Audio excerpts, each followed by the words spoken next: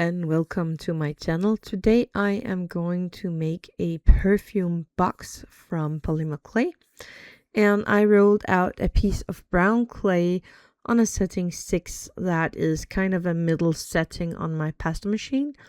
And now I am making a strip here that is around 1.5 centimeter. Then I have these square cutters. They are actually for leather, and this one is 1 centimeters in the length on each side. And I am wrapping my clay around this cutter, making sure it is not overlapping at the end. And I am going to make the connection so smooth that you don't even see it anymore.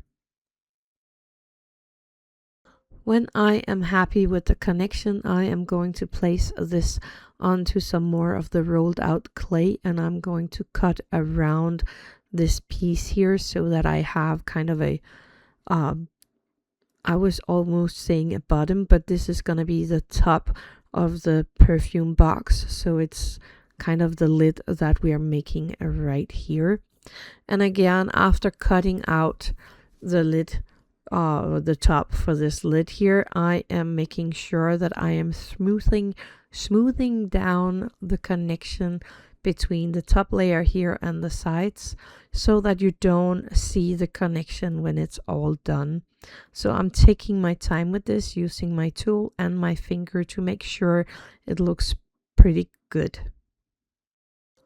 When I am happy with the connection, I am taking this cutter that is a tad bigger than the one we just used, and I'm actually cutting out 2 of these pieces, placing them on top of each other to make it a little thicker.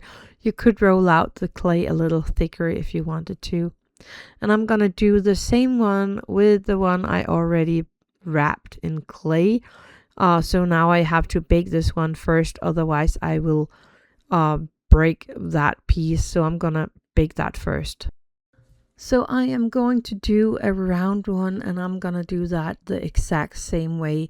I have 2 different sizes of the round hole puncher. This is again for leather, but it is working perfect with my polymer clay. And I start with punching out a double layer of the clay with my smallest of the hole puncher here. You can see the difference right there. And then I'm making a double with the bigger hole punch. I'm going to take the smaller piece here and place on top of the bigger piece, and I'm trying to hit the middle with this one. It is actually a little difficult. It's teasing me a tiny bit. Then I again make a strip that is 1.5 centimeter tall, and I'm gonna wrap that around the smaller one of these cutters at the bottom part, so that I can make the top lid just like I did with the square one. And again, I am placing it around so it's not overlaying at all. And then I am softening and smoothing out the connection between the 2 sides here so that it looks really nice. And I am going to make the lid, or the top part of this, just like I did with the square part. Carefully cutting off the excess clay all the way around this circle or cylinder. Then smoothing out the connection between the 2 parts. And I'm also going around the connection between the 2 circles that is stacked on top of each other to make that connection looks pretty nice and even all the way around.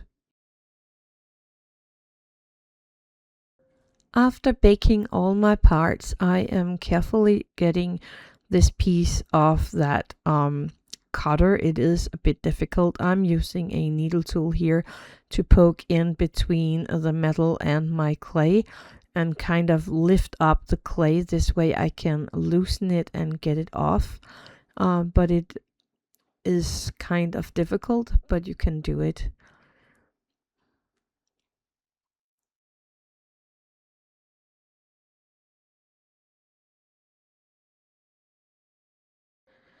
Then I am going to sand all my small pieces here to make them look really neat and nice.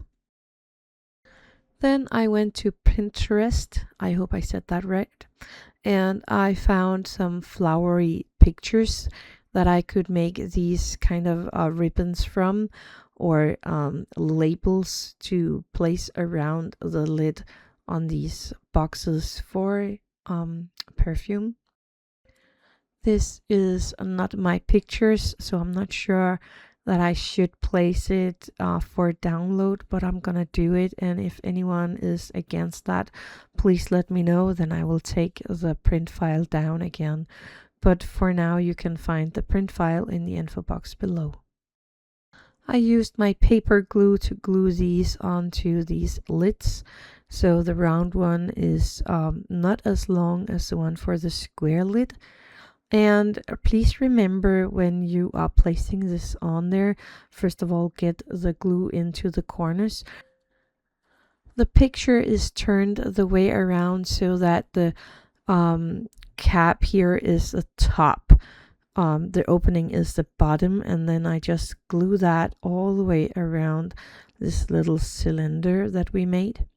And I'm gonna do the same with the square, so that the top, or the open part, is the bottom part of this. And here I am starting with the piece that has no pictures on it, and I'm making sure that the first pictures is on the side of the box, and then I wrap the pictureless piece down the side, and now I can go all the way around the little box here with my strip of paper, making sure I have the glue in the corners, and the picture should actually meet up very nice around that little cylinder, or that is a square. And there we have the first few steps of this little build.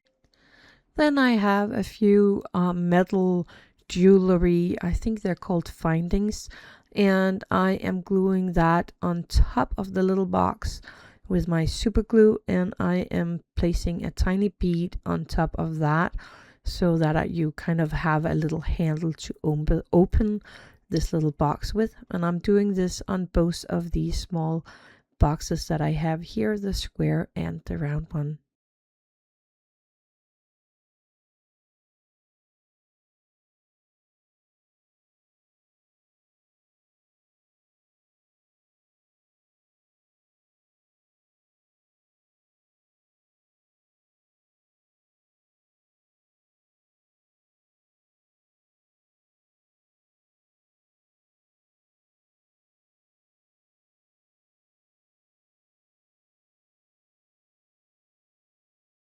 Then I am going to build the little perfume that is going to stand in the box, and for that I have a little head pen, the one with a flat head on top, then a little bead, one of the small beads, a little finding, and I have a glass bead. This is a 8mm glass bead, and I'm going to glue that together in that order.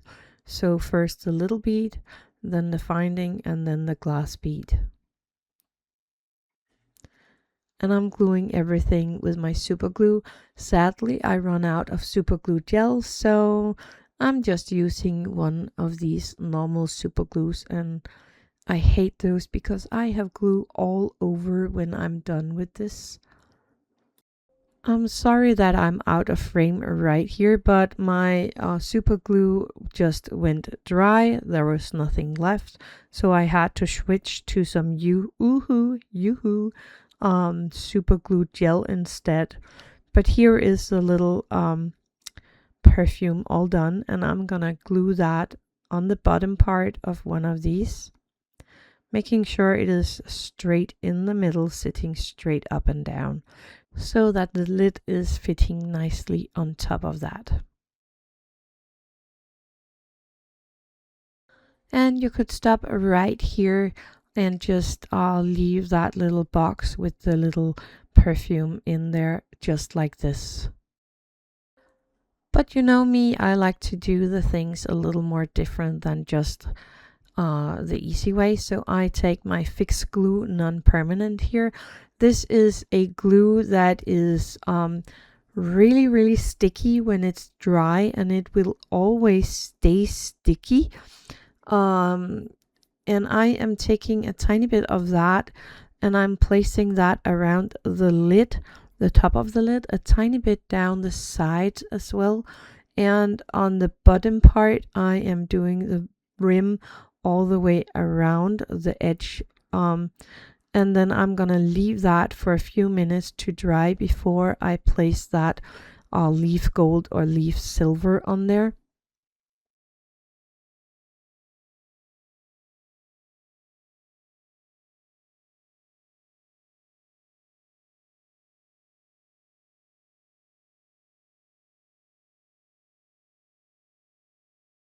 You can actually leave this drying for as long as you want because it will stay sticky even though that it is totally bone dry.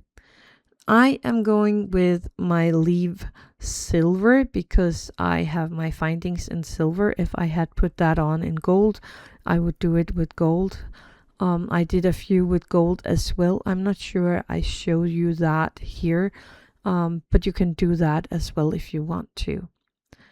Then I am just popping on this leaf silver, and I am using an old paintbrush that I cut off the most of the bristles, and I'm dabbing that onto this silvery leaf thingy and making sure it is all into the glue so that it looks nice and smooth. And I'm gonna do the same here around the bottom part of this little build. I'm just removing the excess silver. I always have this everywhere when I'm using this, but the result is really, really cute. That's it for this build. I hope you had fun with this one. I did. So I will see you next week. Thank you for watching and happy crafting.